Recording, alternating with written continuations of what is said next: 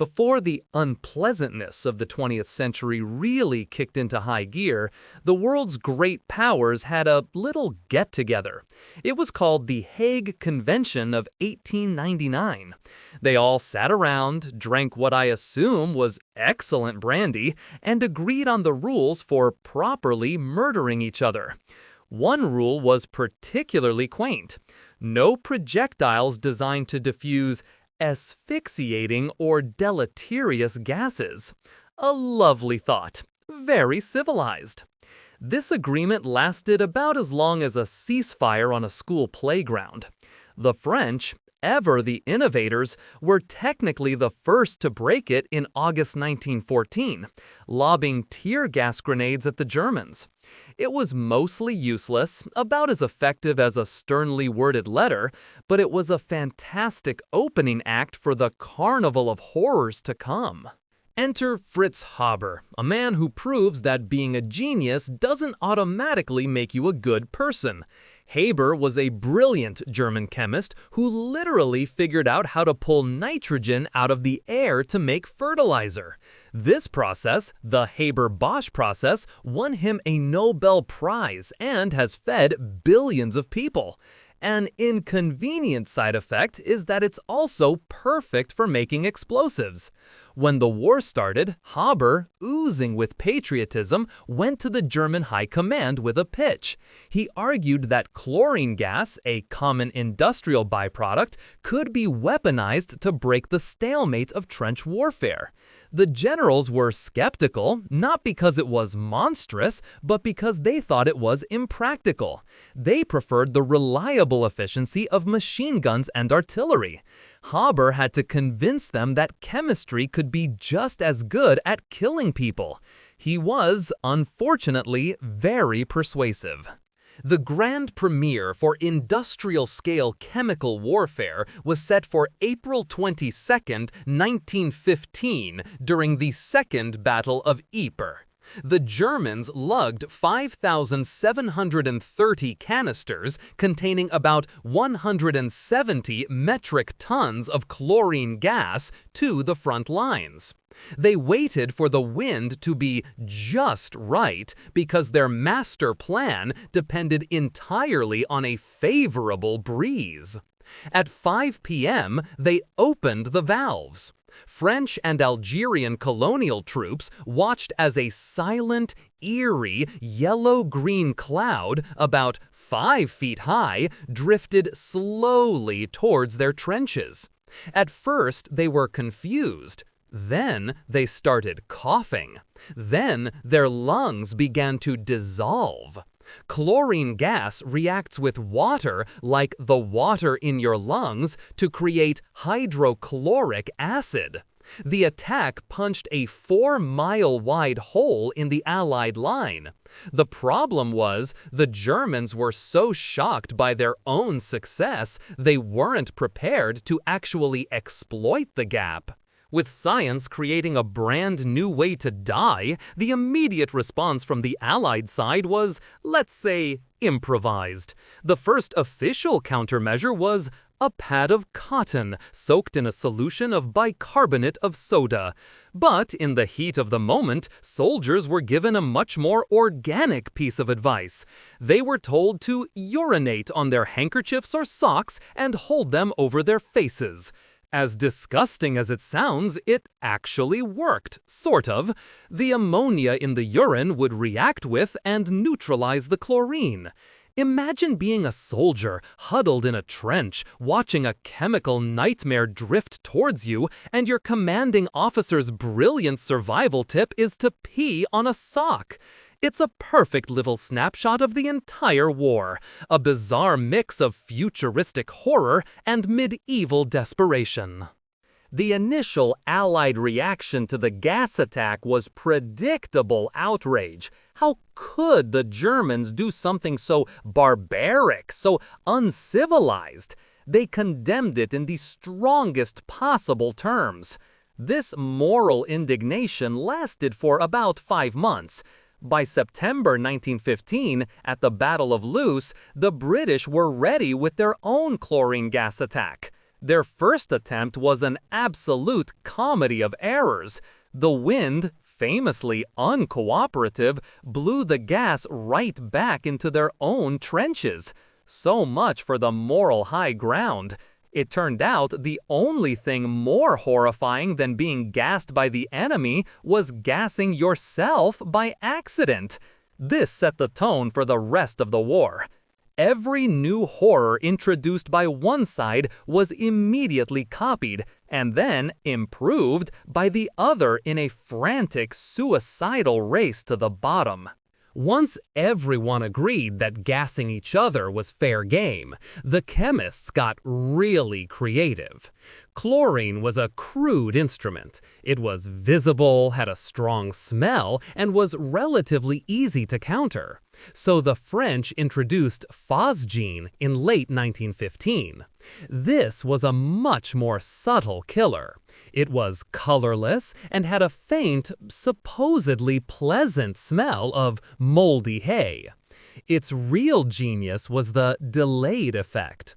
A soldier could breathe it in, feel a bit of throat irritation, and think he was fine. Then, 24 to 48 hours later, his lungs would suddenly fill with fluid and he would essentially drown from the inside out.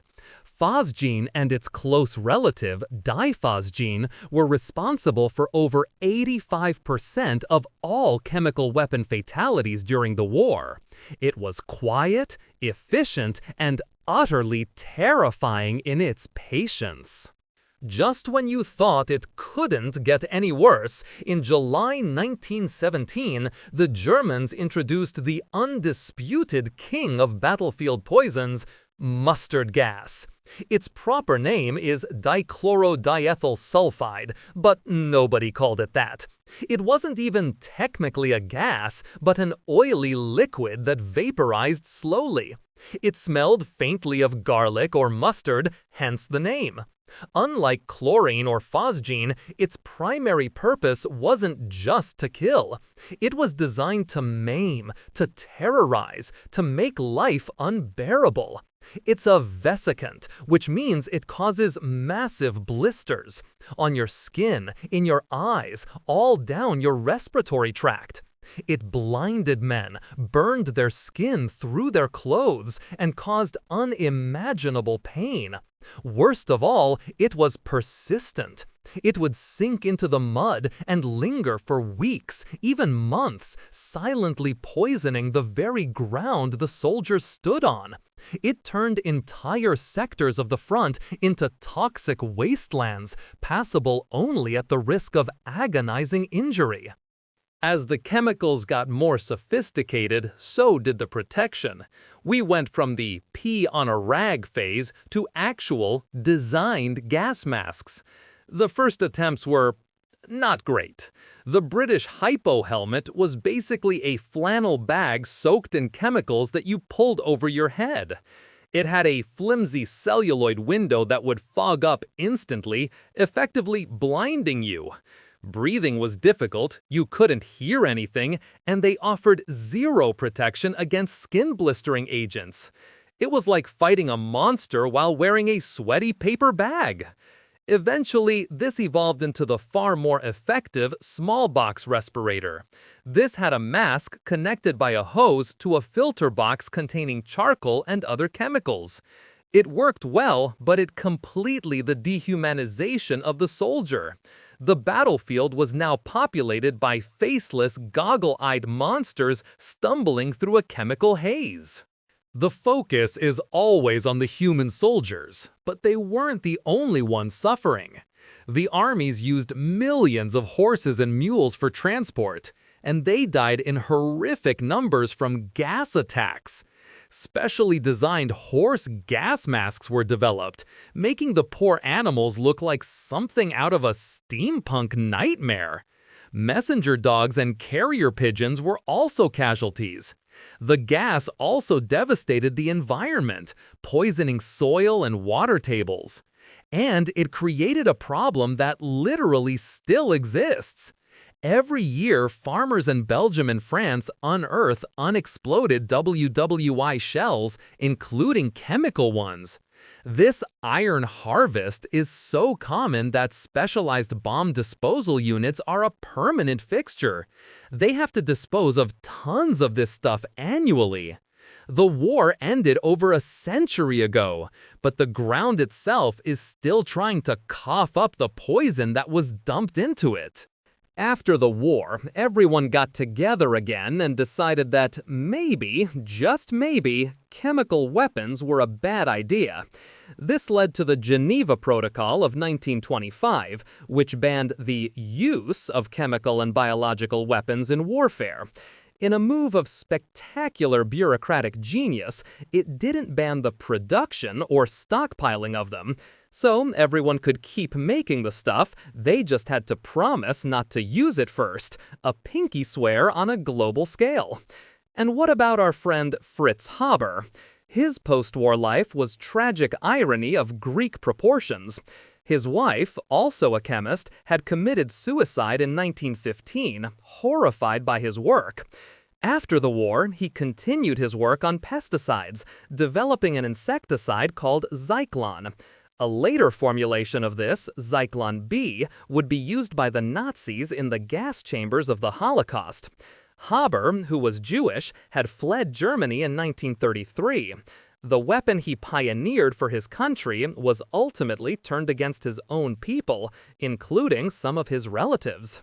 World War I didn't invent cruelty, but it did industrialize it. Poison gas was the perfect symbol of this new era of warfare. Impersonal, indiscriminate, and born in a laboratory. It was a terrifying glimpse into a future where science and technology could be harnessed to create suffering on a scale never before imagined. The genie was out of the bottle, and no amount of treaties could quite stuff it back in. The knowledge remained, and the temptation to use it never really went away, popping up in places like Ethiopia in the 30s or in the Iran-Iraq War in the 80s. It stands as one of history's most effective reminders that just because you can do something, and just because it might even give you a temporary advantage, that doesn't mean it's not a colossally, catastrophically stupid idea. If you enjoyed this video, please like, comment, and subscribe to our channel for more historical insights. Thanks for watching, nerds!